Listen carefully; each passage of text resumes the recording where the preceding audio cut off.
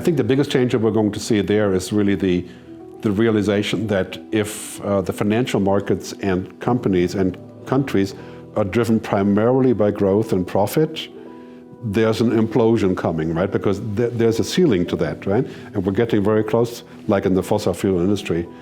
And so to have a system that's fit for the future, we have to take the lid off and say, what about a wider view that goes beyond this immediate universe that we have here? And technology is making that possible. But like I said earlier, technology doesn't have an intent to solve these problems for us. These are social, cultural, political, human problems. Right?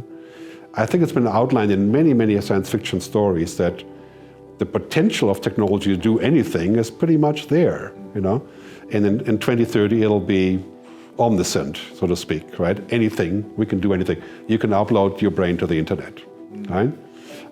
You can live to be 100 years old. And all of these things will be possible. Then the question is, what is the structure around us that makes us benefit from it, right? And so it could go both ways. It could go that we would say, okay, now that we have this enormous power, we are forced to collaborate. Water, food, energy, security, spacefaring, you know, you name it. Or the opposite, that we use it to polarize further countries and companies to keep things closed.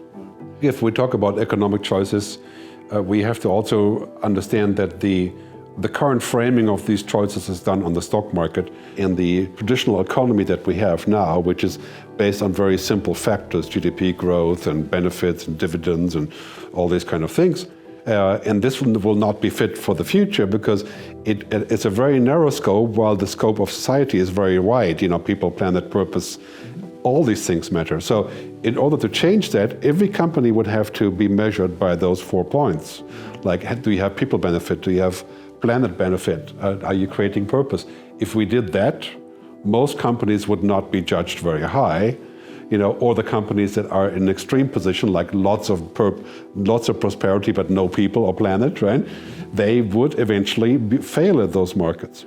And when we do that shift, which is starting to be acted on with the shareholder economy and the and various stock markets who are looking to go in this direction, and the whole discussion about the first mover coalition and all these things, all moving in this direction. When we do that, then we have a market that incentivizes good behavior.